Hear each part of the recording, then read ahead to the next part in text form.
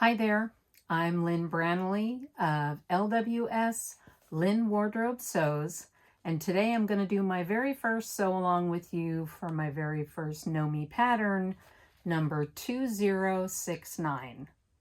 We're going to start with view A, which is this top, and then go on to the pants in a separate video. So let's get into it. For this first video, we are going to do view A, which is the top here of 2069. And a couple things to point out. I am the co-owner of Sewn Adaptive, and so I try to have all of my designs have an adaptive element to them. So this top is done in a high-low to be an adaptive length for wheelchair users. Here are the pieces you'll need. Number 1, front, cut 2.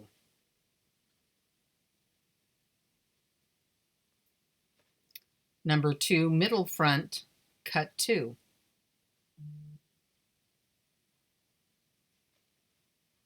Number 3, side front, cut 2.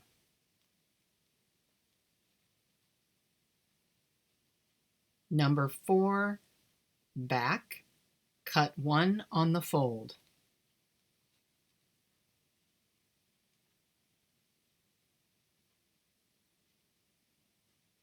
Number 5, middle back, cut 2.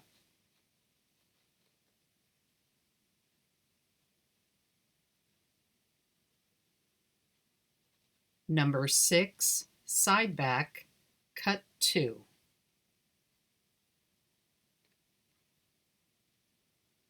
Number 7, flap, the pocket flap, cut 4, cut 2 of interfacing. Number 8, yoke front, cut 2. Number 9, yoke back, cut 2. Number 10, collar, cut 2 on fold, cut interfacing 1 of them on fold. Number 11, front facing, cut 2 and cut 2 of interfacing. Number 12, front hemband, cut 2 and cut 2 of interfacing. Number 13, back hemband, cut 1 on the fold and cut 1 on the fold of interfacing.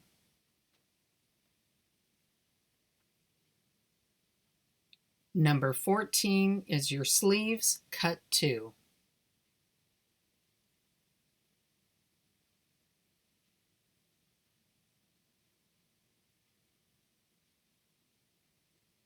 Number 15, continuous flap, cut 2, and number 16 are your cuffs, cut 2 and cut 2 of interfacing. The continuous flap is on the bias. Clip all your notches and transfer your markings.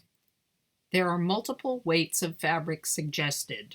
I did the front cover pattern out of denim, so I used a substantial top stitching thread as a contrast color. If you're sewing on a home machine, you're going to want to use a denim needle, and I suggest also using a top stitching thread needle. You'll have more success that way. For this sew along, I'll be sewing mine out of chambray on an industrial machine. This is the top stitch thread I will use.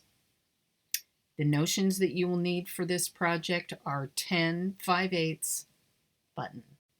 On your front pieces, you're going to stay stitch the single notched edge, but I also suggest stay stitching the center front edge as well so that it stays straight as you work on your project. So I stay stitched the center front as well as the single notch side that the pattern calls for. So the front and the middle front single notch side together. 5/8 seam allowance both sides.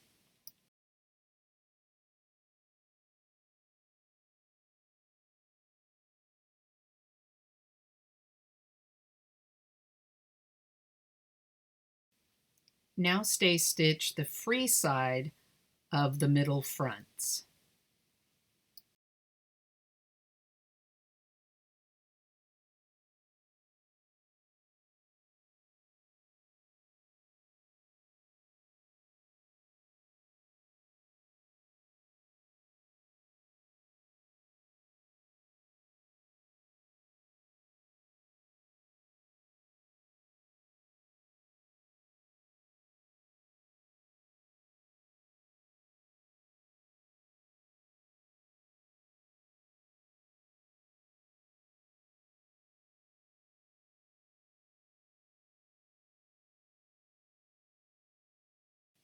Now right sides together, sew side front number 3 to the edge of middle front number 2. 5/8 seam allowance, both sides.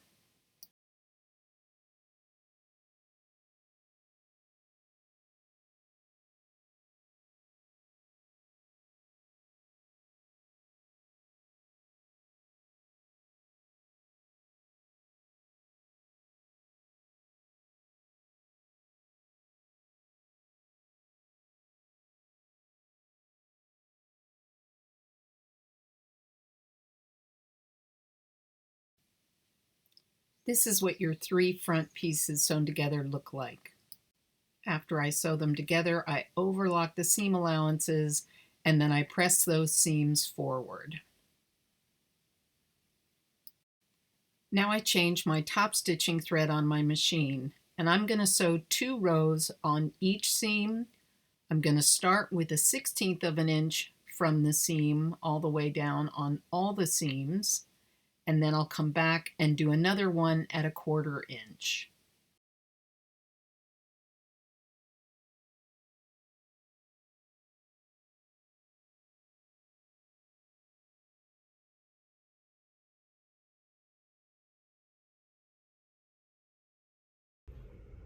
Now that you've sewn together both sides, pieces 1, 2, and 3, and done the 2 rows of top stitching with your top stitching thread down each of these seams, now you're going to bring in your faux pocket flap that'll go right here.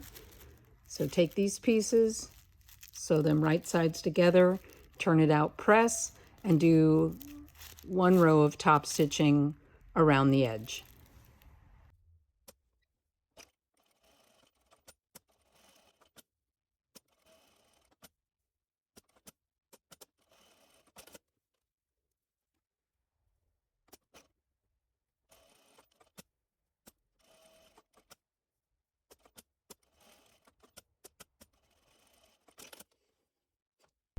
When top stitching, I use edge feet to do the narrower and then the row just after that.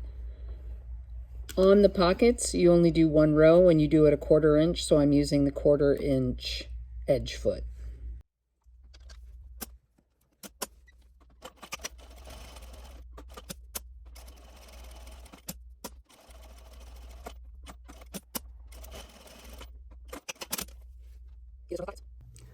Now line up the faux pocket flaps that we just did, and you're going to baste across the top to hold them in place. Line them up with the markings that you did.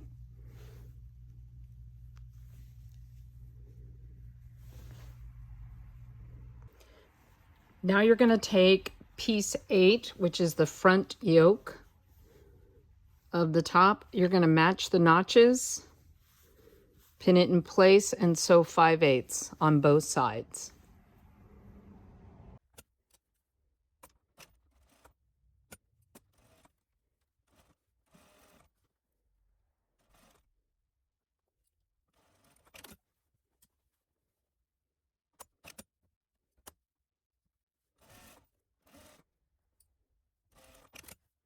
You'll press this yoke piece up, and then you'll do the 2 rows of top stitching across the bottom of the yoke.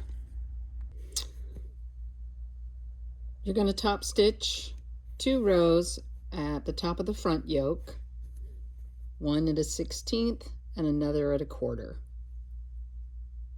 Do both sides.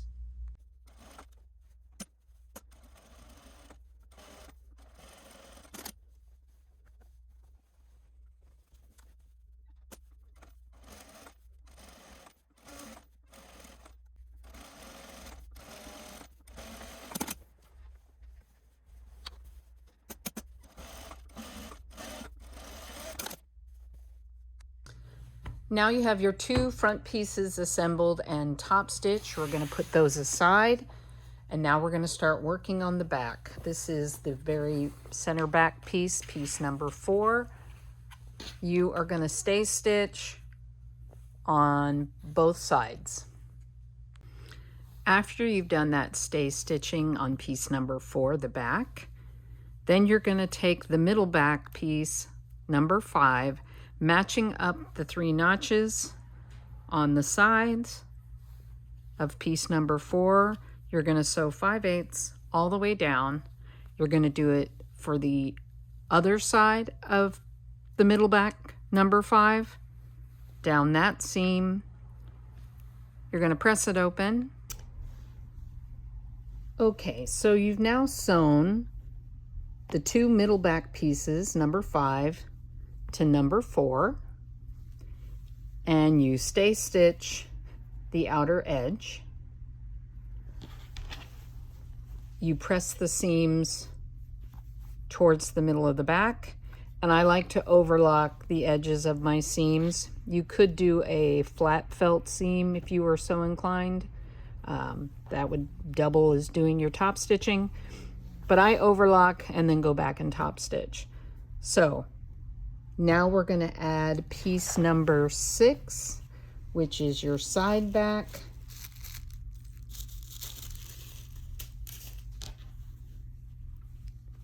Matching the notches on both sides.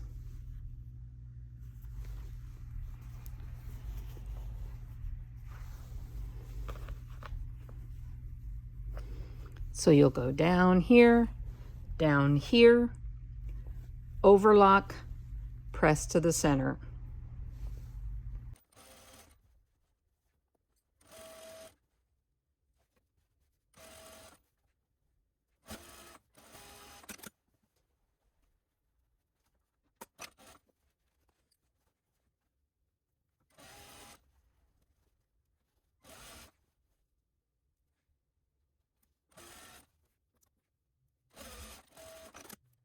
So now your back pieces are assembled, starting with 4, 5, and 6. I pressed my seams open. I'm sorry, I pressed my seams, pressing them inward towards the center back. I overlocked the finish on the seam allowances. Then you're going to come back to the front, right side, and you're going to do your top stitching. The pattern calls for just 1 row of top stitching. I like to do 2 rows to sort of mimic denim, even though I'm using the chambray. So I'm going to do 2 rows, 1/16 of an inch, and then 1/4 of an inch on all of these seams. So you can go do that.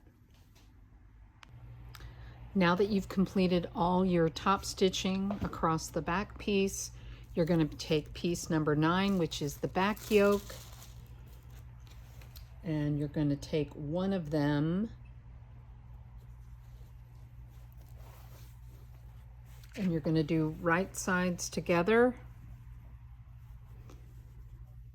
matching the notches. You're going to sew 5/8 all the way across.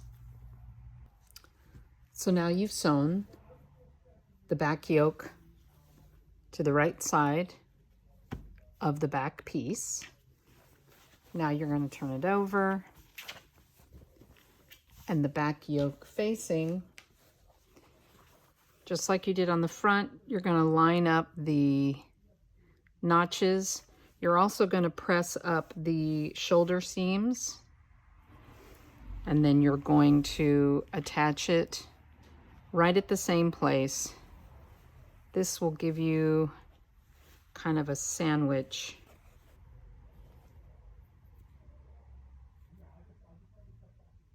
Back yoke facing, back yoke, back.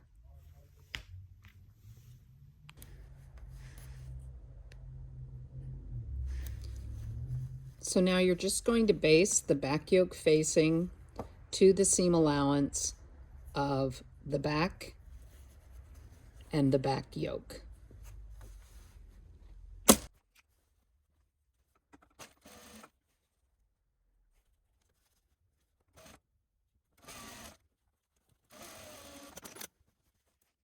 Now that you've basted the yokes, the facing and the back yoke up, you're going to baste the raw seams on the side and at the neckline, and then you're going to do your top stitching at the bottom of the yoke right there.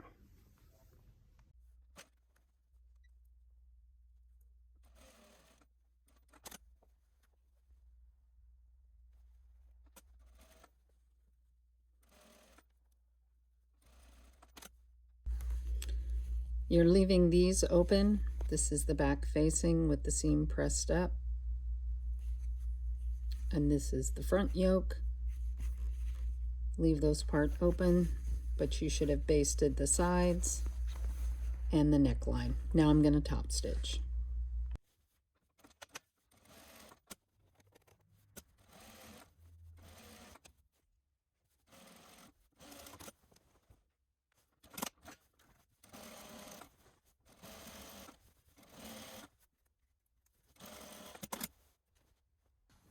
Now we're going to take our finished front piece to our finished back piece, and we're going to pin the shoulder seams matching the notches, keeping clear of the yoke facing that we've turned under, and you're going to stitch 5/8 across on both sides. Now that you've sewn the shoulder seams together, keeping the yoke facing clear, you're going to fold that seam allowance to the inside, and you're going to slip stitch across the top, and the same for the other side. So now that you've done the stay stitching, right sides together, you're going to line up the side seams matching the notches, and you're going to do 5/8 all the way down on both sides. So now I've sewn the side seams together. This is the time in my project making that I'll usually go try it on and see if it fits the way I want it to. Pinning your center fronts, how they'll lap over, and then if you want it a little bit more fitted, you can take it out through this side seam. So I try it on, pin out any that I need to take out, and then I sew it and then overlock the edges. And then the next thing I do is you stay stitch the bottom edge of the entire garment. And one little tip, I guess, is whenever there's a curve in your fabric and things are off grain because there's a curve, you always want to stay stitch curves. Curves will grow because they're off grain unless you stay stitch. So things like necklines and this kind of a rounded hem has to be stay stitched so that it stays the same size until you're ready to put the facing or hem to it.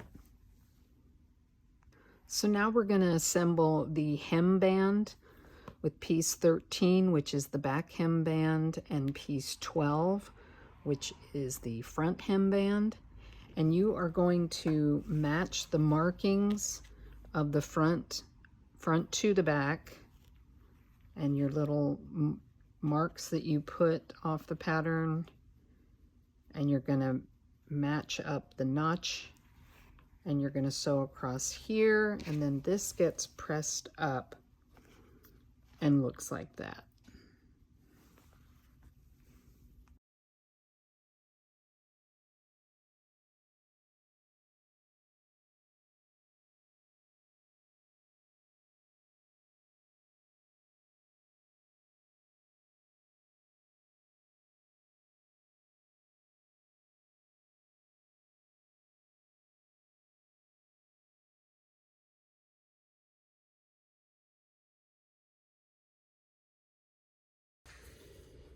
So on both sides of the band, you're going to sew from the small dot all the way to the edge at 5/8.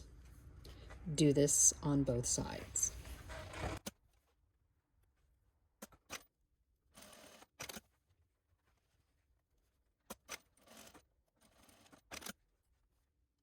Now that you've put the front and back band pieces together, before you line it up on the edge of the hemline to stitch down, you are going to turn the inside edge of this band 1/4 of an inch and press all the way around the entire length of the assembled band so that this will enclose the raw edges on the wrong side when you top stitch.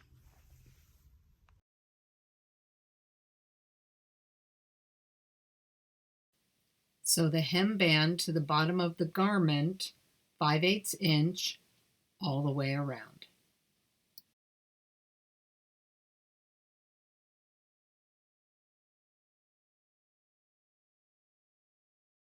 After you've stitched the band all the way around, I trim it down to about 1/4 inch. Then you're going to go and edge stitch, pushing the remaining seam allowance to the band. Edge stitch all the way around, turn it back on itself, and press it.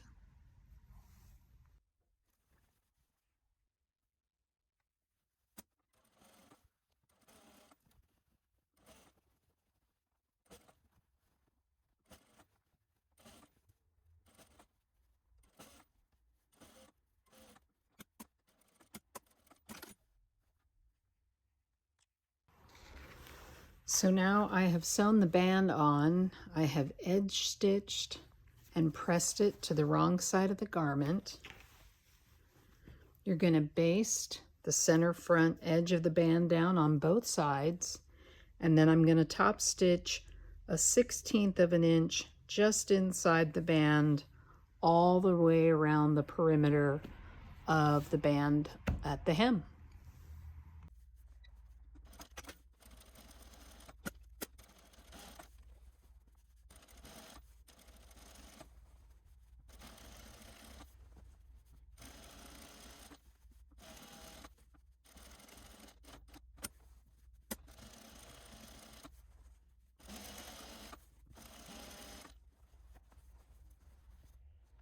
Now we're going to add the front facing to the front of our top on both sides. So you have these two pieces. There is a dot where the stitching will start and go out to the corner there and then all the way down. You can either finish the edge of the facing by turning it, pressing it, and stitching it down.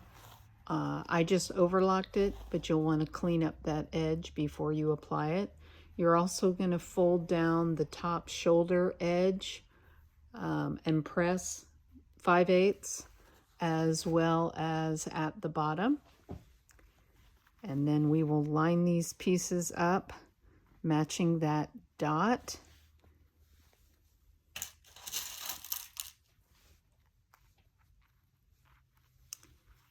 And you will line it up all the way down and pin it there. And you're going to stitch all the way up from the bottom to the corner and then to the dot and stop there. 5/8.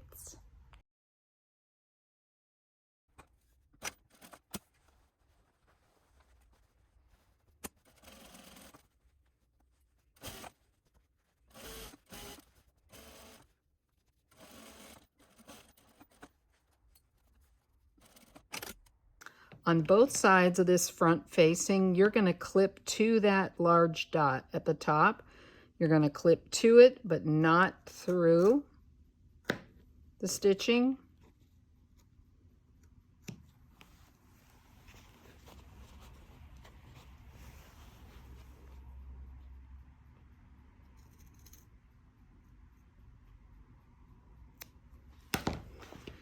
And then, like we did at the bottom band, we're going to edge stitch the seam allowance to the facing.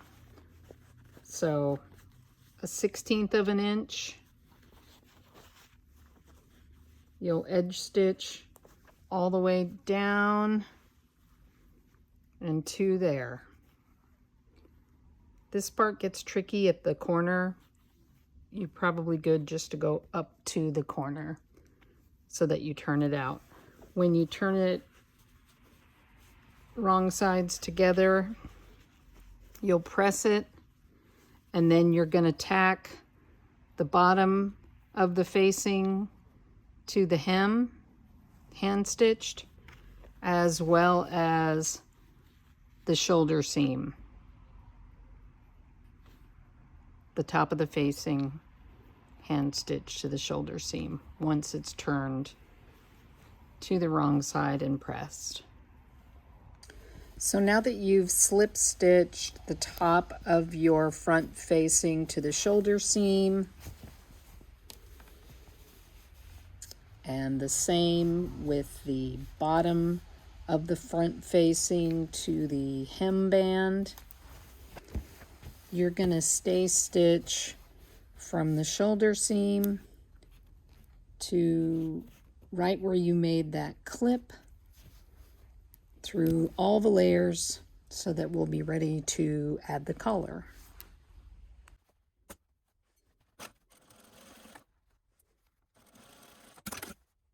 Now we're going to assemble the collar. So you cut 2 of the collar pieces. Number 10, the interfaced piece, you're going to turn up a 1/2 inch, and then right sides together, you're going to lay them on top of one another, matching up the large dot that you marked on the pattern. And you'll line those all up. And then you will sew 5/8 from the dot all the way around to the other side dot.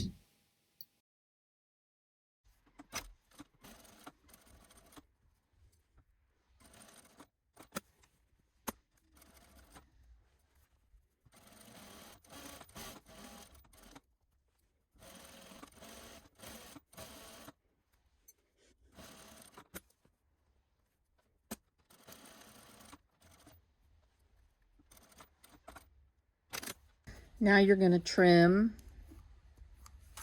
and all the way around the collar and the points. You're going to turn it right side out and press it, and then you're going to edge stitch as far as you can from here to the point,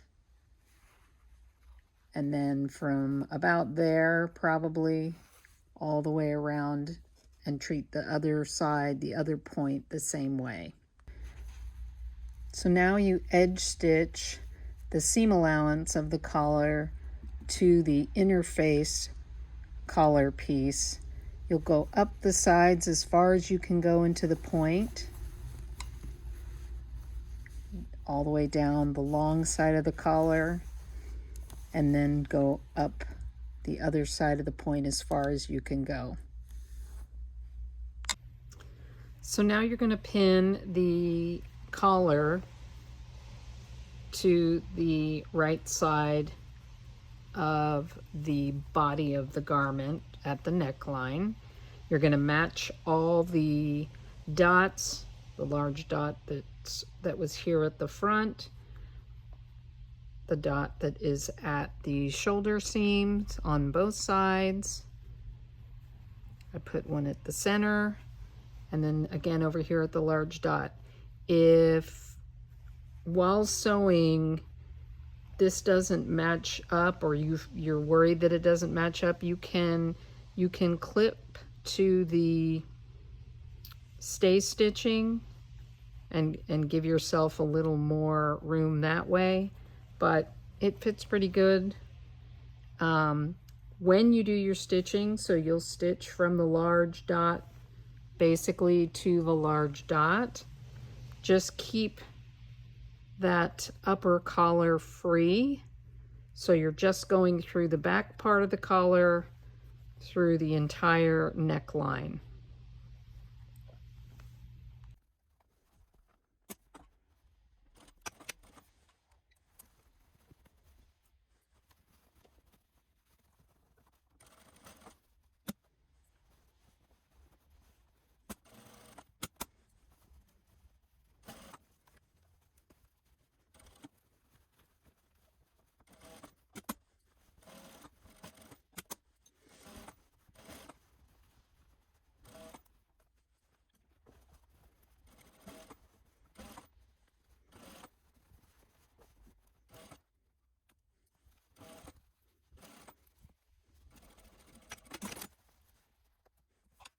So now my collar is sewn on the back, and the top part of the collar that we left free is now pinned down over that seam where we attached it.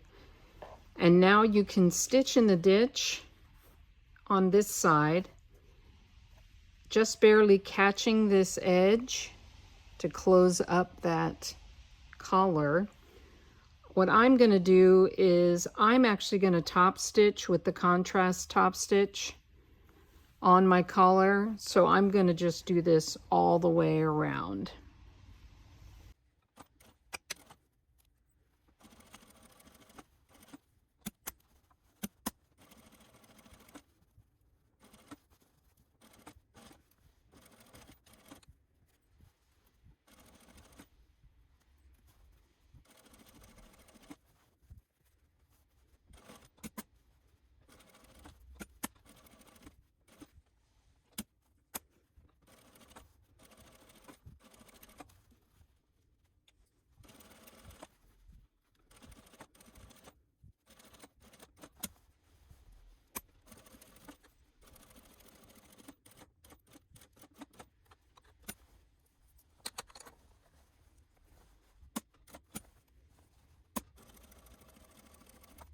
Now on to the sleeves.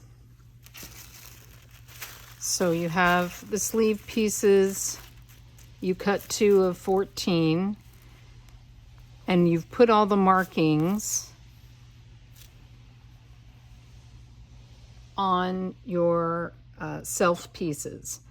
So we're going to do a stitch line matching these dots right here. So up to this point and straight down, up to this point and straight down, and then we're going to cut to the point but not through the point. I've gone ahead for the continuous lap, which will basically bound the edge, and I have folded it in a 1/4 inch and pressed it. So then we'll come back and we'll attach this and enclose that vent in the sleeve. So now I've done the stitching for the continuous lap, and I am just going to cut right in the center, right up to that point, but not through it.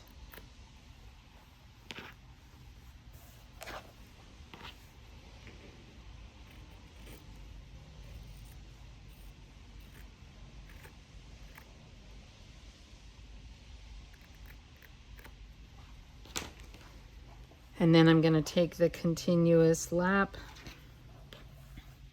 and I'm going to start at this end, and I'm going to stitch a 1/4 of an inch to that point. You can open it up and then go down the other side.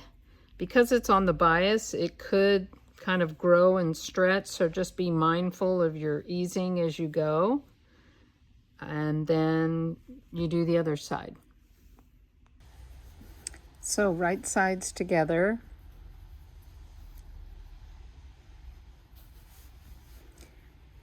1/4 inch.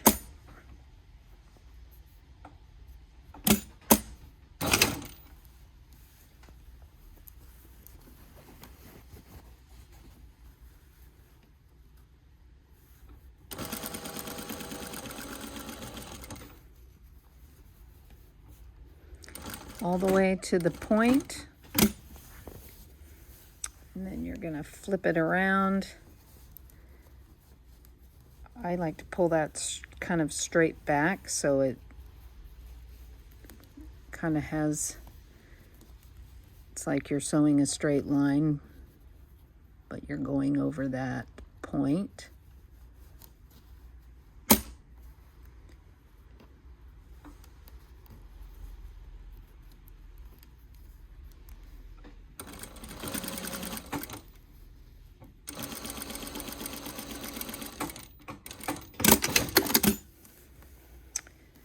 And then this gets pressed, seam allowance gets pressed towards it. Then you wrap it around and you stitch in the ditch all the way down.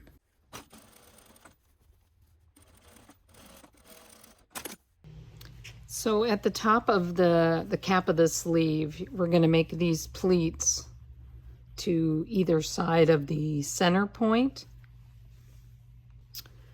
And the way we do that in looking at the pattern piece is you create pleats taking the solid line and folding it like that, and that lines up with the dotted line. So solid line to dotted line, and you can see the pleats go this way on one side of the sleeve, on the front side of the sleeve, and then the opposite way on the other side of the sleeve. I'm sorry, on the back side of the sleeve. They went this way, and on this side, they go the opposite way. One thing I like to do, just to make this all easier, is I'll do a little clip. So the dotted line for the size, solid line for the size, dotted line, solid line, all the way up, a little clip, so I know where those little folds go. Just little, you know, 1/4 or less, just enough so that you can see it and make it easier. Then you pin those in place, and then you'll baste over all of that pleating. Then you'll do an easing stitch or a gathering stitch that you can then pull if you need to ease more out of the cap. So I've gone and done one of those rows. Typically in the patterns they do 2 rows. It's kind of what you're comfortable with easing. But so you see I have the basting stitch, and then I have the gathering stitch just after it that goes between the dots that were on the pattern there, and there. And you can see that then the notches are here. So once I'm ready to ease that, or I've done all those stitches, I didn't see it. We're at step 35 on the pattern. I typically now will close the underarm seam, so 5/8, matching the notches, 5/8. You can overlock that to clean that up. You can press that open, because then you're going to do 2 rows of gathering stitches from point here where the dot was and point here. So 2 rows of stitches so that you can gather this up before you add it to the cuff.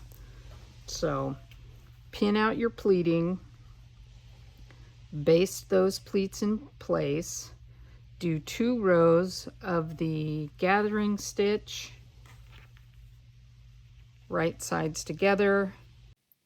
Sew your sleeve seam together at 5/8 inch, and then go and do the 2 rows of gathering stitches on the bottom edge.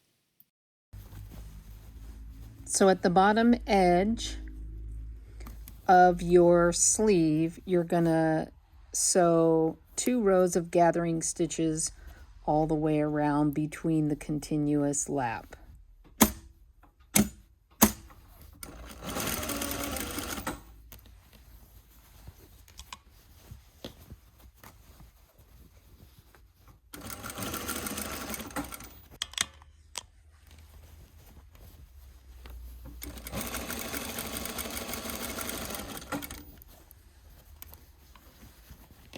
And you're going to do these 2 gathering rows just to the right of your, what will be your stitch line at 5/8.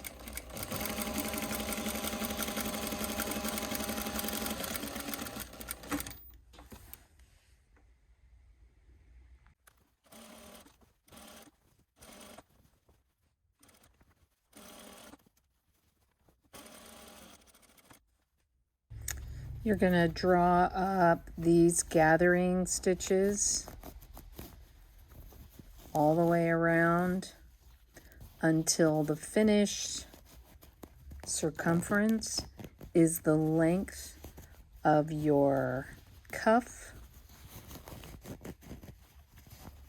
minus the seam allowance. Now you're going to take your cuff pieces. You should have done all the markings on them. And on the unnotched side, so the notched side is here, on the unnotched side, you're going to fold it up 5/8 and press it. And then with the gathered bottom edge of the sleeve that you just did, you're going to pin the cuff at those dots, adjusting the gathers all the way around, and you're going to sew 5/8 through the edge of the cuff, through the gathers, all the way around.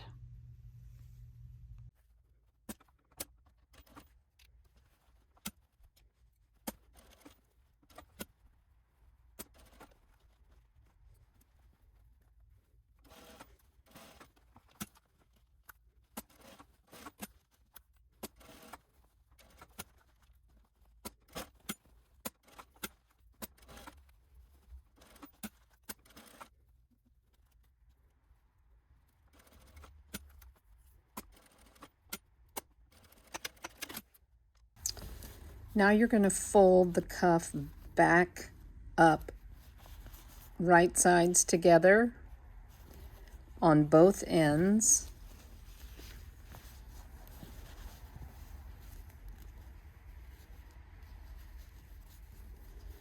Having the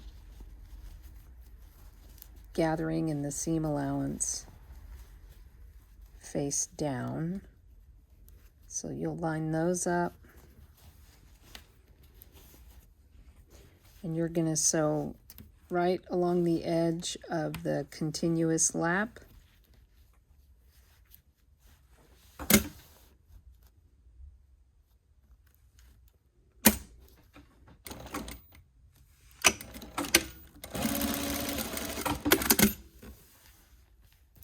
And you're going to do it on this side, and then you'll turn it right side out.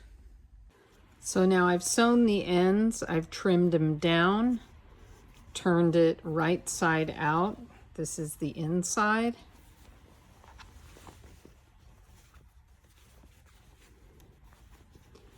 And now I'm going to top stitch with my contrast top stitch thread, and I'm going to go all the way around the perimeter, and towards the gathers I'm going to make sure that I just catch the edge of the cuff on the inside as I go around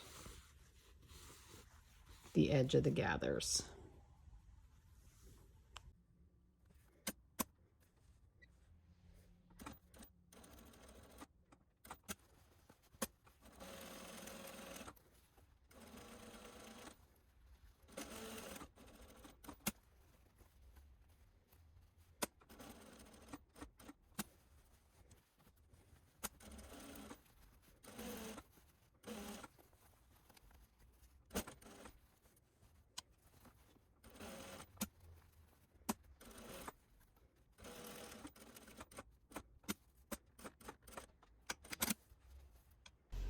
Now you're going to set the sleeve in.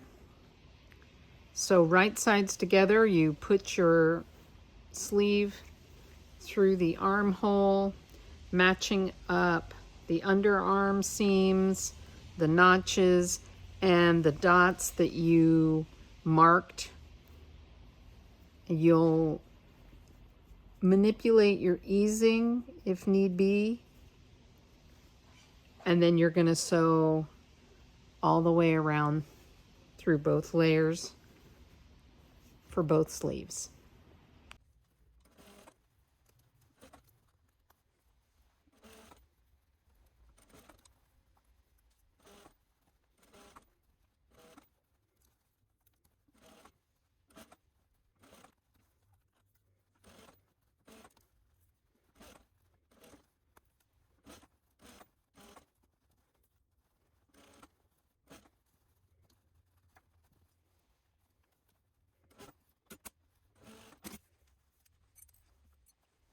So now I'll take this to my overlocker and I'll just overlock all of this since the chambray frays so much. So a quick location change. So now the top is done, basically. The only thing left to do is to mark your buttonholes, do your buttonholes, and then sew on your buttons. You will do 6 buttons on the front. You will do buttonholes and buttons on the flaps, as well as on your cuffs. One little tip, I like to mark my apex. So I try on the garment and I mark on the front where the buttonholes will go, the fullest part of my bust, so that that has a button placement for sure. And then I gauge the placement of all the other buttons from that point evenly, so that, you know, when I have the garment on and it's closed at that fullest point, there is a button. So I have this nifty tool that I use that automatically spaces everything evenly, and I just do my button mark and then do my buttonholes all the way down. This is the version of the top that's on the front of the envelope of the pattern, which I did out of denim. And I wanted to point out a couple things that I did differently from what I just did in the sew along. Because it's denim, I wanted it to have that elevated denim jacket look, like I said at the beginning of the video. So I actually purchased raw denim from Pacific Blue Denim here in Los Angeles, and I made my garment unwashed. So I used the raw denim, and I did a size that I knew would be slightly bigger before washing, and then washing would be the fit that I want. I'm going to add a link. My business partner Alex has done a tutorial on how to determine shrinkage, especially on denim. And I wanted to do it this way because with denim apparel, the reason why denim looks the way it does versus when you see things sewn, you know, with patterns, typically sewn denim, the wash is what makes the denim look worn and look like ready-to-made apparel. A lot of times we'll buy denim, we'll wash it, we'll make the garment, and it doesn't have that look of wear that we want, and that's the difference. Having it professionally washed at a wash house is my go-to and what I would recommend, but you have to be able to understand shrinkage after sewing to make sure and get the correct fit. So I sewed my garment with raw denim and then had it professionally washed. The other thing is the buttonholes on the pattern, because it's more of a top if you're not using denim, and you're using like the chambray like I use, your buttonholes are going to go long ways like a shirt placket would. And you wouldn't use keyhole, you just use regular buttons. I have a keyhole machine at our shop, so I did keyhole buttons to mimic again a denim jacket. I also added top stitching my facing from that point all the way up to the shoulder, again mimicking what a denim jacket would have versus the chambray look, which is more of a top.